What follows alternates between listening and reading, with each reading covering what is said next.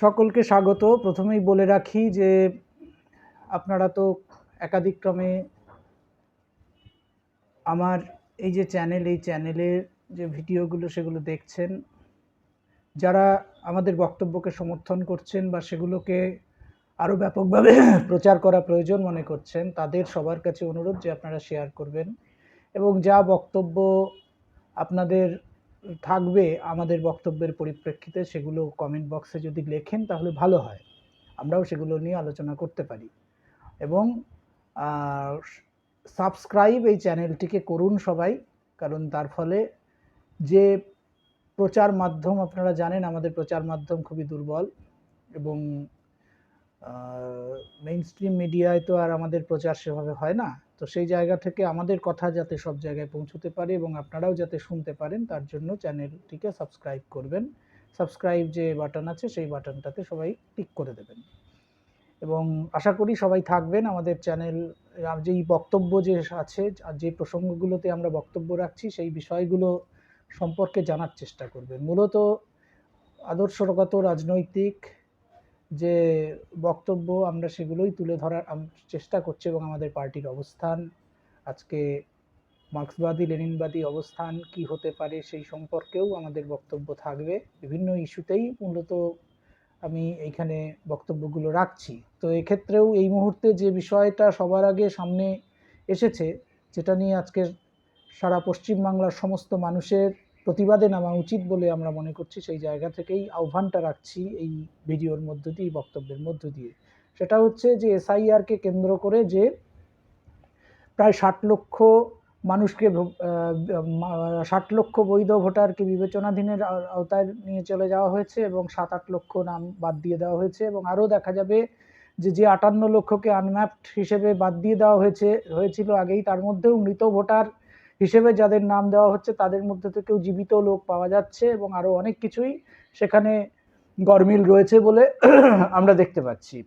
এবং আজকে আমাদের আলোচনার বিষয় হচ্ছে যে সবাই তাকিয়েছিলেন সুপ্রিম কোর্টের যে শুনানির দিকে, যে সুপ্রিম কোর্ট আজকে কি রায় দেয় তার দিকে, যে নির্বাচন কি হবে, সমস্ত যে ভোটাররা আজকে ডি ভোটার বা প্রায় ভোটাধিকার থেকে বঞ্চিত হতে চলেছে এবং বিশেষ করে সমাজের প্রান্তিক মানুষজন, তাদের ভবিষ্যৎ সম্পর্কে সুপ্রিম কোর্ট কি সিদ্ধান্ত নিচ্ছে। অনেকে ভেবেছিলেন যে আজকে সেই বিষয়ে একটা কংক্রিট সিদ্ধান্ত আসবে এবং তাদের ভোটাধিকার নিশ্চিত হবে, কিন্তু দুর্ভাগ্যের বিষয় যে আজকে সুপ্রিম কোর্টের যে শুনানি হলো সেই শুনানিতে যা দেখা গেল সেটা এক কথায় আমরা বলতে পারি যে এর আগে বিভিন্ন সময়ে বিভিন্ন কথা যেগুলো বলা হয়, অবজারভেশন বলে একরকম এবং সিদ্ধান্ত করা হয় আর এক রকম, এক্ষেত্রেও সেই ধরনের একটি ঘটনাই ঘটেছে। আপনারা দেখেছিলেন অভয়ার ক্ষেত্রেও সুপ্রিম কোর্ট সুমোটো একটা কেসকে টেক আপ করলেন, কিন্তু দেখা গেল যে শেষ পর্যন্ত ওই ব্যাংশাল কোর্ট বা শিয়ালদা কোর্ট যে একজনের বিচার করলো, সেখানেই সুপ্রিম কোর্টের সমস্ত বিচার থেমে গেল, আর কিছু হলো না। এখনো পর্যন্ত সেই অবস্থাটা রয়েছে। রাম মন্দিরের প্রশ্নে যে বছরের পর বছর রাম মন্দির বাবরি মসজিদ বিতর্ক নিয়ে সুপ্রিম কোর্টে মামলা চলেছে, একাধিকবার সুপ্রিম কোর্টের পর্যবেক্ষণে এসেছে যে রাম মন্দির গঠন যে কোনো জায়গায় হতে পারে, কিন্তু বাবরি মসজিদ ভেঙে রাম মন্দির করব এরকম যে ঘটনা, সেইটা কোনোভাবেই মানা যায় না এবং এটা সভ্যতার পরিপন্থী। কিন্তু শেষ পর্যন্ত সুপ্রিম কোর্টের রায় কি বেরোলো, সেটা হচ্ছে যে না, যেহেতু ভেঙে দিয়েছে তাই ওখানে রাম মন্দিরই হোক। এক অদ্ভুত আচরণ। এবং পরে প্রধান বিচারপতি তৎকালীন যে ছিলেন তিনি বললেন যে এটা নাকি ভারতবর্ষের একটি সংস্কৃতি, তাই তাকে করতে হয়েছে, এখানে আইন কানুনের নাকি কোনো প্রশ্ন নেই। তো একটা বিচার ব্যবস্থায় যদি আইন কানুন অনুযায়ী কাজকর্ম হওয়ার প্রশ্ন না থাকে, তাহলে মানুষ আর সেখান থেকে কি আশা করতে পারে। এখানেও আমরা দেখছি যে যেমন প্রথমেই বলা হয়েছিল যে এসআইআর এর কোনো সংস্থান এত বড় জায়গা জুড়ে হওয়ার কথা নয় এবং 2 মাসের মধ্যে তো এটা অসম্ভব একটা বিষয়, সুপ্রিম কোর্টের পর্যবেক্ষণ ছিল। কিন্তু নির্বাচন কমিশন তাদের মতামত অনুযায়ী মোটামুটি যেটা বলেছিলেন সেটা হচ্ছে যে এইভাবে এসআইআর করাটা খুব মানে কেন করতে হবে, তার জন্য রোহিঙ্গা, ঘুষপেটিয়া অনেক মানুষ ঢুকে পড়েছে, তাদের বাদ দেওয়া ইত্যাদি নানান কিছু গল্প ফেঁদে শেষ পর্যন্ত সুপ্রিম কোর্টকে প্রভাবিত করেছিল নির্বাচন কমিশন, এবং নির্বাচন কমিশনের পক্ষেই সুপ্রিম কোর্ট মতামত দিয়েছিল ঠিক আছে এসআইআর করুন কিন্তু ঠিকভাবে করবেন। তো এখন আমরা দেখতে পাচ্ছি যে আজকের যে রায়, সেই রায়ে দেখা যাচ্ছে যে সবাই আশা করেছিল যে এই যে 60 লক্ষ মানুষের মানে যে দাবিটা প্রায় সমস্ত মানে গণতান্ত্রিক চেতনা সম্পন্ন বামপন্থী দলগুলো এবং এমনকি পশ্চিমবঙ্গ সরকারে যারা আছে তারাও এই দাবিটা তুলেছিল যে সমস্ত বৈধ ভোটারকে ভোটার লিস্ট তালিকায় নাম যুক্ত করে তারপরে ভোট করতে হবে। কিন্তু দেখা গেল সুপ্রিম কোর্ট সেই রাস্তায় এগোলেন না। আজকে যদি অদ্ভুত একটা ব্যাপার আমি দেখছিলাম, আমি প্রসিডিংসটা দেখছিলাম যে সুপ্রিম কোর্টে যে প্রসিডিংস চলছিল, একদিকে মেনকা গুরুস্বামী, কল্যাণ বন্দ্যোপাধ্যায় এনারা ছিলেন রাজ্য সরকারের প্রতিনিধি হয়ে। তো সেখানে দেখা যাচ্ছে যে সুপ্রিম কোর্ট মূলত যে 7 লক্ষ ভোটারের নাম বাদ গেছে তাদের বিষয়টা আলোচনার বাইরে ঠেলে দিলেন। দ্বিতীয়ত হচ্ছে যে বিবেচনাধীন হয়ে আছে, তারা বলছেন যে আজকে পর্যন্ত হাইকোর্ট থেকে যে নির্দেশ এসে হাইকোর্ট থেকে যে রিপোর্ট এসেছে সেখানে দুটো বিষয় এসছে। একটা হচ্ছে যে নাম বাদ দেওয়ার বা না দেওয়ার প্রশ্নে নির্বাচন কমিশন হস্তক্ষেপ করার চেষ্টা করছে, সেইটা বন্ধ করার কথা বলা হয়েছে, এবং দেখা যাচ্ছে যে এই 10 দিনে 10 লক্ষ মতো নামের বিষয়ে তারা মোটামুটি বিবেচনা করতে পেরেছে।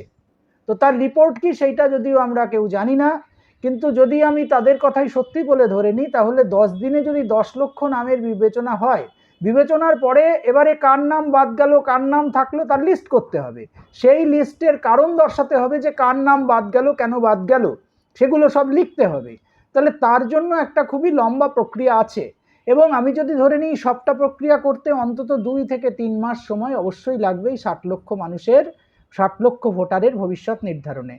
তাহলে হিসেবটা দেখুন। এবার সুপ্রিম কোর্ট বলছে সেটা হচ্ছে যে এই যে 60 লক্ষ ভোটারের যে তালিকা তৈরি করার কাজটা সুপ্রিম কোর্ট প্রধান হাইকোর্ট করবে এবং নির্বাচন কমিশন সেখানে হস্তক্ষেপ করতে পারবে না গেল। দ্বিতীয়ত হচ্ছে যে তার জন্য কিন্তু নির্বাচনের কোনো প্রক্রিয়ায় কোনো রকম ব্যত্যয় ঘটবে না। এ এক অদ্ভুত ব্যাপার। মানে নির্বাচন প্রক্রিয়ায় ব্যত্যয় যদি না ঘটে তাহলে দেখুন যে এর মধ্যে কারা বাদ গেল কারা থাকবে এর কোনো নিশ্চয়তা কিন্তু নেই। এবারে বলছে যে সাপ্লিমেন্টারি যে ভোটার লিস্ট সেইগুলো আসতে থাকবে এবং সেই অনুযায়ী ভোটার তালিকায় কাদের নাম থাকলো না, এবং নির্বাচন যেদিন হবে সেই দিন পর্যন্ত সাপ্লিমেন্টারি ভোটার লিস্ট যা আসবে সেখানে যাদের নাম থাকবে তারা ভোট দিতে পারবে। তার মানে একটা দীর্ঘ অনিশ্চয়তার মধ্যে মানে একটা ভোট হবে যে ভোটে আমি জানি না 60 লক্ষ মানুষ পশ্চিমবঙ্গে যে 7 কোটি ভোটার তার প্রায় 10% মানুষ জানে না যে তাদের আদৌ ভোটার লিস্টে নাম আছে বা ভোটের প্রক্রিয়ায় অংশগ্রহণ করতে পারবে কিনা। তো যারা ভোট প্রক্রিয়ায় অংশগ্রহণ করতে পারবে কিনা তারা রাজনৈতিক প্রক্রিয়ায় অংশগ্রহণ করবে কি করে, এই প্রশ্নটা কিন্তু কোনো আইনজীবী তুললেনও না। মানে ধরুন আমি দাঁড়াতে চাইছি, নির্বাচনে প্রতিদ্বন্দ্বিতা করতে চাইছি, কিন্তু আমার ভোটার তালিকায় নাম নেই। এবার নির্বাচনের শেষ দিনে যদি আমার ভোটার তালিকায় নাম ওঠে তো আমি নির্বাচনে দাঁড়াবো কি করে। তার মানে নির্বাচনে দাঁড়ানোর বিষয়টা সেই ধরনের কিছু ব্যক্তিরই অধিকারের মধ্যে পড়ে, আর সাধারণ মানুষ নির্বাচনে প্রতিদ্বন্দ্বিতা করার যে কথাগুলো সংবিধানে আছে সেগুলো ফালতু। মানে সুপ্রিম কোর্ট এই ধরনের একটা অর্ডার দিতে পারলেন, যদিও জানি না যে ঠিক কি লিখবেন তারা, কারণ মুখে তারা যা বলেন অনেক সময় অর্ডারে দেখা যায় ঠিক সেগুলো একটু ওইভাবে থাকে না, কিন্তু যতটুকু প্রসিডিংস এবং যা ফাইনালি সিদ্ধান্ত হলো পরিষ্কার তাতে কিন্তু এই কথাটা আছে যে, এবং এটা আমরা সবাই জানি যে সাপ্লিমেন্টারি ভোটার লিস্ট নির্বাচনের শেষ দিন সেটা কিরকম হয়, 1-2 জনের নাম কোনো কারণে বাদ গেছে সেগুলো আসে, কিন্তু 60 লক্ষ 70 লক্ষ 80 লক্ষ 1 কোটি লোকের সাপ্লিমেন্টারি চার্জশিট, মানে মানে কোন রাজত্বে আমরা বাস করছি এটা ভাবতেও অবাক লাগছে। এবং সুপ্রিম কোর্টের মতো একটি প্রতিষ্ঠান 1 কোটি ভোটারের সাপ্লিমেন্টারি চার্জশিটের সংস্থান প্রায় তৈরি করে ছেড়ে দিলেন। এবং আরও একটা অদ্ভুত বিষয় সেটা হচ্ছে যে আপনি এবার ভাবুন যে অনেকে ভাবছেন যে হ্যাঁ ঠিক আছে এবারের ভোটে কোনোভাবে হয়তো কিছু হলো না বা ভোটে নাম উঠে যাবে সাপ্লিমেন্টারি চার্জশিটে, কিন্তু ভাবুন যে এই যে 60 লক্ষ লোকের নাম বাদ গেছে, সবাই কিন্তু তার মধ্যে 7 লক্ষ তো বাদ চলেই গেছে। এবার তাদের জন্য কি সংস্থান? 6 নম্বর ফর্ম ফিল আপ করেও কিন্তু সেটা হচ্ছে না। আগে যেটা ছিল নির্বাচন কমিশনের অধিকারে ছিল, এখন নির্বাচন কমিশনের হাত থেকে সেই মানে বিষয়টাকে বিচার করার অধিকার সুপ্রিম কোর্ট কেড়ে নিয়েছে। যে এখন যেটা হবে সেটা হচ্ছে যে নির্দেশ দেওয়া হয়েছে যে হাইকোর্টের প্রধান বিচারপতি কোনো প্রাক্তন প্রধান বিচারপতির তত্ত্বাবধানে 3 জনের, আরও 2 জন প্রাক্তন হাইকোর্টের বিচারপতিকে নিয়ে 3 জনের একটি ট্রাইব্যুনাল গঠন করবে। তো সেই ট্রাইব্যুনাল ঠিক করবে যে যারা সেই ট্রাইব্যুনালে যারা ভোটার লিস্ট থেকে যাদের নাম বাদ পড়েছে তারা অ্যাপিল করবে, অ্যাপিলের ট্রাইব্যুনাল সেটা, এবং সেই ট্রাইব্যুনাল বিচার করে দেখবে যে তাদের নাম বাদ যাওয়া ঠিক হয়েছে না ভুল হয়েছে। যদি ভুল হয়ে থাকে কেন ভুল হয়েছে সেটাও ট্রাইব্যুনাল তার যুক্তিগুলো দেবে। এখন আপনি ভাবুন যে 70 লক্ষ লোকের বিচার করার জন্য আমি যদি ধরে নিই যে আচ্ছা 50%, 30-35 লাখ এদিকে, ওদিকে যদি আমি ধরি যে যাদের নাম ম্যাপিংয়ে আসেনি তারাও তো নিশ্চয়ই অ্যাপিল করবে, তাদের মধ্যেও যারা বেঁচে আছেন যাদের কোনো কারণে নাম আসেনি তারাও অ্যাপিল করবেন, তাহলে 70-80 লক্ষ লোকের অ্যাপিল হবে। এবং সেই অ্যাপিল 3 জন বিচারক কি করে বিচার করে কত তাড়াতাড়ি তারা ভোটার লিস্টে নাম তুলতে পারবেন এটা ভেবে দেখেছেন? মানে যেভাবে বিচারের বাণী নীরবে নিভৃতে কাঁদে এবং জাস্টিস ডিলেড জাস্টিস ডিনায়েডের যে আমরা গতানুগতিকতা দেখে এসেছি, সেই জায়গায় সুপ্রিম কোর্ট সমস্ত বিষয়টাকে ঠেলে দিলেন কিনা সেই বিষয়ে সন্দেহের অবকাশ অবশ্যই রয়েছে। এবং ভোটের প্রক্রিয়ায় তারা কোনো রকমভাবে দেখা যাচ্ছে যে ইন্টারফেয়ার করবেন না। কিন্তু এক অদ্ভুত ব্যাপার এখানে, সেটা হচ্ছে যে সুপ্রিম কোর্ট নিজেই যা বলেছেন, সুপ্রিম কোর্ট বলেছেন এই যে এসআইআর হচ্ছে সেখানে 2 পক্ষ, মানে হচ্ছে যারা এসআইআর এর বিরোধিতা করছে বা যারা এই ভোটার তালিকায় নাম বাদ দেওয়ার বিরোধিতা করছে, আর যারা ভোটার তালিকা থেকে নাম বাদ দিয়েছে, একদিকে নির্বাচন কমিশন আর একদিকে হচ্ছে বিরোধী পক্ষতে অনেকেই সবাই আছে ধরে নিন, এই দুপক্ষকেই সুপ্রিম কোর্ট বিশ্বাস করছে না। তাহলে যে নির্বাচন কমিশনকে সুপ্রিম কোর্ট ভরসা করছে না, সেই নির্বাচন কমিশনের তত্ত্বাবধানে একটা ফ্রি অ্যান্ড ফেয়ার নির্বাচন কি করে হতে পারে? যে নির্বাচন কমিশন ভোটার তালিকায় ভিন্ডিকটিভভাবে ভোটারদের নাম তুলছে না, সুপ্রিম কোর্টের যেখানে অনাস্থা অবজারভেশনে অন্তত, সেই নির্বাচন কমিশনকে দিয়ে একটা ফ্রি অ্যান্ড ফেয়ার ইলেকশন কি করে করা সম্ভব? অদ্ভুত ব্যাপার। আমরা দেখলাম এই প্রশ্নগুলো কিন্তু সুপ্রিম কোর্টে তোলা হলো না।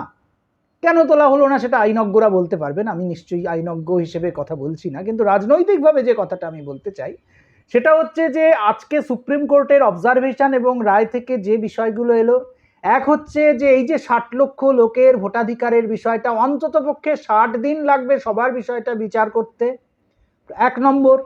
যা হাইকোর্ট যে ধরনের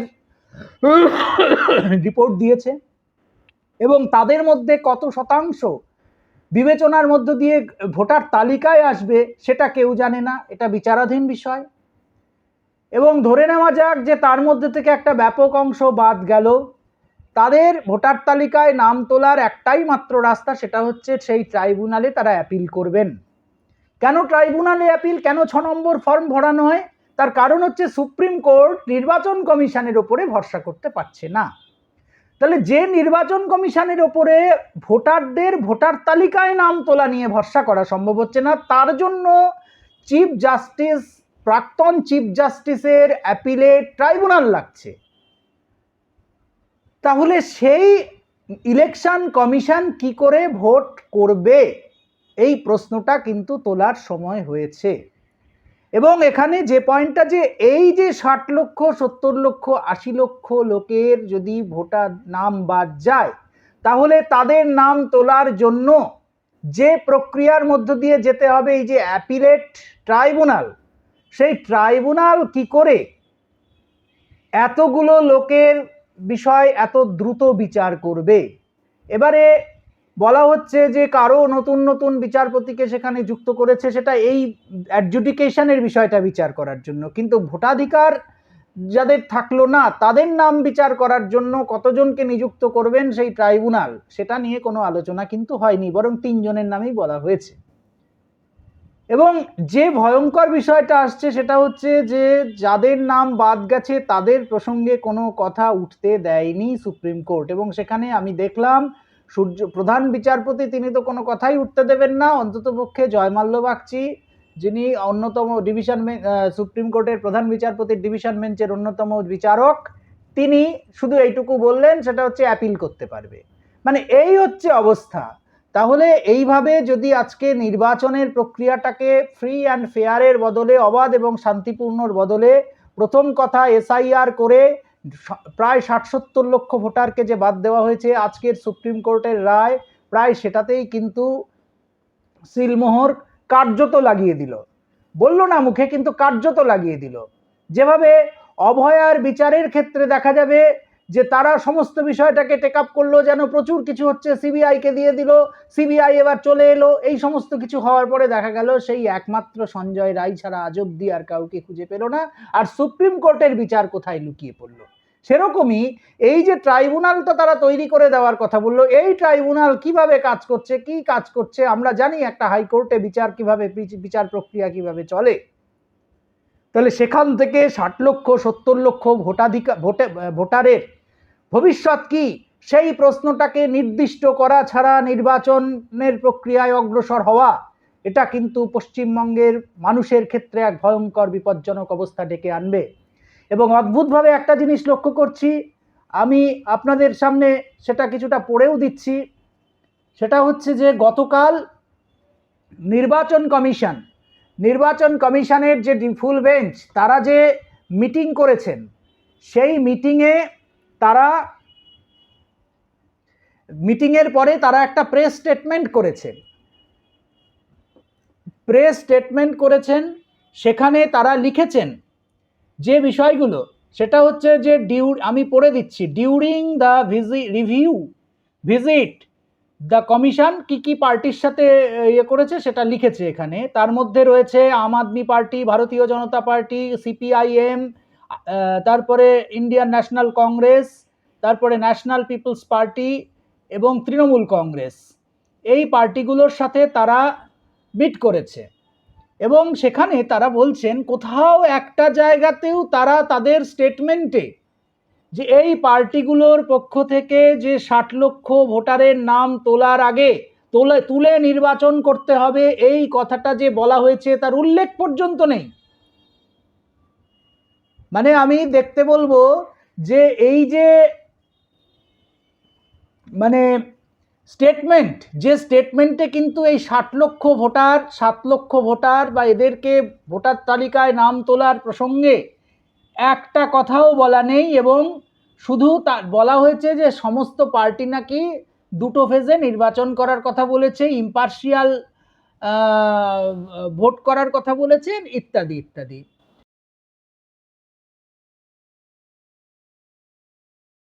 পার্টিগুলোর নামে এই সমস্ত কথা বলেছে, সেই পার্টিগুলো কিন্তু এখনো পর্যন্ত আনুষ্ঠানিকভাবে নির্বাচন কমিশনের এই মিথ্যাচারের বিরুদ্ধে, আমি মিথ্যাচার কথাটা সচেতনভাবেই ব্যবহার করলাম, তার কারণ হচ্ছে যে যাদের প্রেস কনফারেন্স, বিশেষ করে সিপিএম এবং তৃণমূল কংগ্রেস তাদের প্রেস কনফারেন্স আমি দেখেছি, দুটো জায়গাতেই বলা হয়েছে যে আমরা 60 লক্ষ মানুষের ভোটার লিস্টে নাম তোলা বৈধ ভোটারকে বাদ দিয়ে ভোট করা যাবে না, এটা বলেছি। এবং মোহাম্মদ সেলিমের নামে যে নির্বাচন কমিশনকে চিঠি দেওয়া হয়েছে, সেই ডেপুটেশন দেওয়া হয়েছে, সেইখানেও আমরা দেখেছি যে তিনি এটা উল্লেখ করেছেন যে কোনোভাবেই যেন বৈধ ভোটাররা বাদ না যায় নির্বাচন প্রক্রিয়া থেকে। কিন্তু ইলেকশন কমিশন সেই প্রসঙ্গটা উল্লেখ করেনি।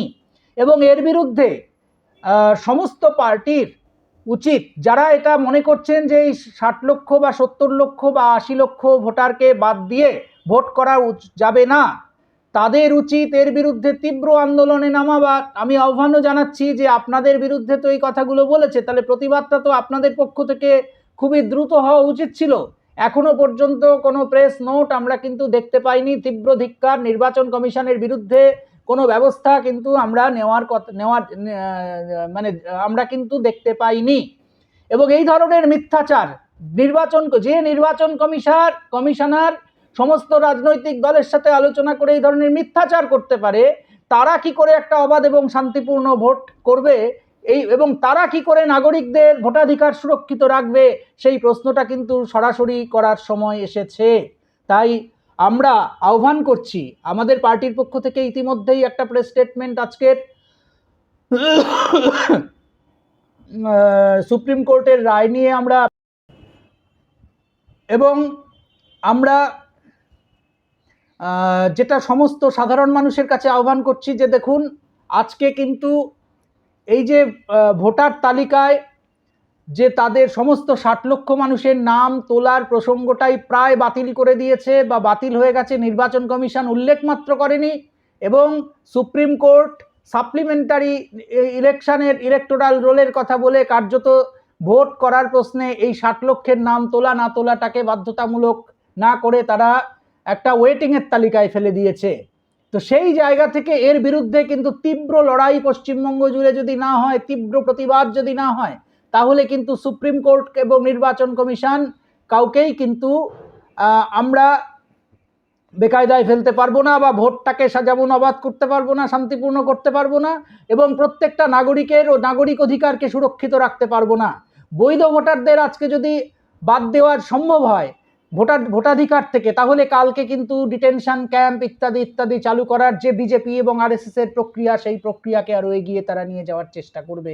এটাই স্বাভাবিক। এনআরসি, সিএএ, এনপিআর এগুলোই তারা কার্যকরী করার চেষ্টা করবে। তো সেখান থেকে এই রাজ্য সরকারের কাছেও আমাদের সরাসরি যে প্রস্তাব যে আপনারা ইমপিচমেন্ট করতে চাইছেন করুন, কিন্তু ইমপিচমেন্ট আপনারা ভালোই জানেন যে ইমপিচমেন্টের জন্য যে পরিমাণ সংখ্যাধিক্য লাগে সেটা আপনাদের নেই। সমস্ত বিরোধী পক্ষও ইমপিচ করতে পারবে না। তাই নাটকটা বন্ধ করে, ধর্নার নাটক বলুন, ইমপিচমেন্টের নাটক বলুন, এই সমস্ত বন্ধ করে সমস্ত পার্টিকে, যে পার্টিগুলো আজকে এই বৈধ নাগরিকদের, বৈধ ভোটারদের ভোটাধিকারকে সুরক্ষিত রাখার দাবি তুলছে, তাদের সবাইকে নিয়ে আলোচনা করুন, আলোচনায় ডাকুন। দলমত নির্বিশেষে সমস্ত পশ্চিমবঙ্গের গণতন্ত্রপ্রিয় মানুষকে রাজ্য সরকার গতভাবেই বা আপনাদেরকে কিন্তু এর বিরুদ্ধে যদি ব্যবস্থা নিতে, সবাইকে ঐক্যবদ্ধ করতে পারেন লড়াইয়ে, সেটা কিন্তু একটা কার্যকরী পদক্ষেপ হতে পারে। কিন্তু মুখ্যমন্ত্রী ধর্ণা দিচ্ছে আমরা দেখতে পাচ্ছি। তো মুখ্যমন্ত্রীর ধর্ণা দেওয়াটা কাজ নয়। মুখ্যমন্ত্রী যদি তার যে অধিকার, সেই অধিকার প্রয়োগ করে প্রথমত এসআইআর করতে না দিতেন, সেখানে রাষ্ট্রপতি শাসন জারি করার যদি হুমকি বা রাষ্ট্রপতি শাসন জারি করলেও তার বিরুদ্ধে সমস্ত মানুষ ঐক্যবদ্ধভাবে, হ্যাঁ, তাদের নেতৃত্বে আমরাও লড়তাম হয়তো রাষ্ট্রপতি শাসন জারি করলে। কিন্তু আজকে যেটা করা হচ্ছে সেটা কিন্তু বিভিন্ন পার্টি তার ভবিষ্যতের যে ভোট ব্যাংক, সেই ভোট ব্যাংকটা যাতে সুরক্ষিত থাকে তার জন্য চেষ্টা করছে, যেটা পশ্চিমবঙ্গের মানুষের কাছে এক ভয়ঙ্কর কিন্তু ভবিষ্যৎ ডেকে আনছে। এবং এইভাবে যে দায়িত্বজ্ঞানীনের মতো আচরণ, প্রতিদিন যা খুশি বলে যাওয়া, সুপ্রিম কোর্টে যেভাবে খুশি হাজির হওয়া, কোনো রকম কোনো যুক্তি তর্কের কোনো বালাই নেই, এবং এইভাবে কিন্তু সমস্ত মানুষকে একটা অনিশ্চিত ভবিষ্যতে ফ্যাসিবাদের একটা খাদকে পরিণত করার একটা জায়গায় ঠেলে দেওয়া হচ্ছে। প্রথম কথা তো ধর্মকে কেন্দ্র করে রাজনীতি, এই মন্দির তৈরি করা, মসজিদ তৈরি করা, তাই নিয়ে সারা পশ্চিমবঙ্গে আজকে বিভাজনের রাজনীতি হচ্ছে। তার সাথে সাথে ভোটাধিকারের প্রশ্নে দেখা যাচ্ছে সংখ্যালঘু মানুষের এইভাবে 60 লক্ষ 70 লক্ষ মতুয়া বা তুলনায় পশ্চাৎপদ অংশের মানুষের ভোটাধিকারকে কেড়ে নেওয়ার যে চক্রান্ত চলছে, সেই সব কিছুর বিরুদ্ধে এই নাটকবাজি বন্ধ করে যাতে সবাই মিলে লড়াইটাকে এগিয়ে নিয়ে যাওয়া যায়, সত্যিকারের লড়াইটা করা যায়, তার জন্য আমরা সিপিআইএমএল মাসলাইনের পক্ষ থেকে সবার কাছে আহ্বান জানাচ্ছি।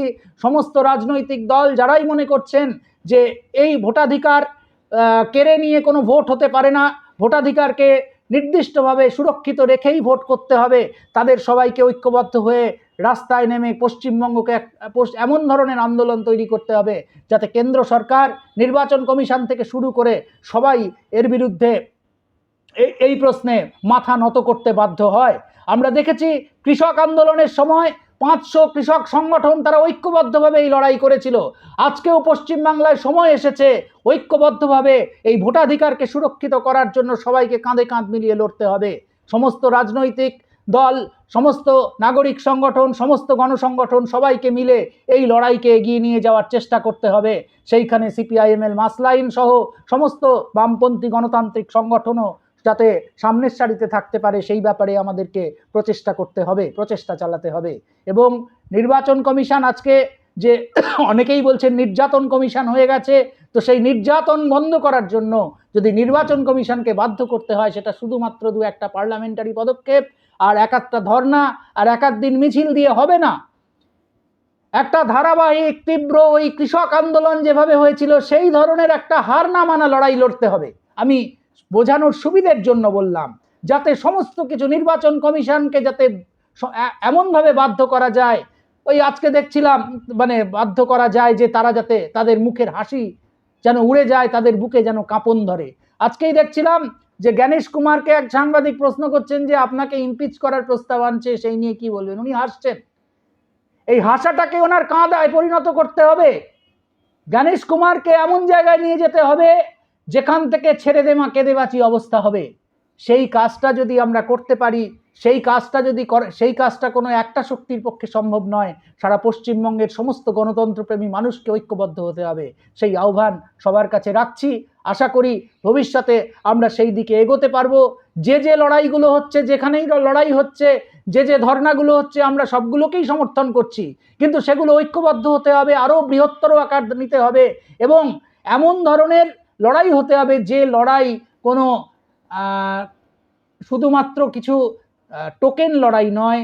সেই লড়াইটার বাস্তবত এমন ভূমিকা থাকবে যার মধ্য দিয়ে নির্বাচন কমিশনের সমস্ত সিদ্ধান্তকে পাল্টে দেওয়া যাবে। তো আজকে এই পর্যন্তই, আবার পরবর্তীতে দেখা হবে। আবারও বলছি যে যারা এই লড়াইকে এগিয়ে নিয়ে যেতে চান, যারা আমাদের মতামতের সাথে সহমত পোষণ করেন, এই বক্তব্যকে আরও দ্রুত ছড়িয়ে দিন, শেয়ার করুন, সাবস্ক্রাইব করুন। এইভাবে একটা ঐক্যবদ্ধ লড়াই গড়ে তুলুন। ধন্যবাদ।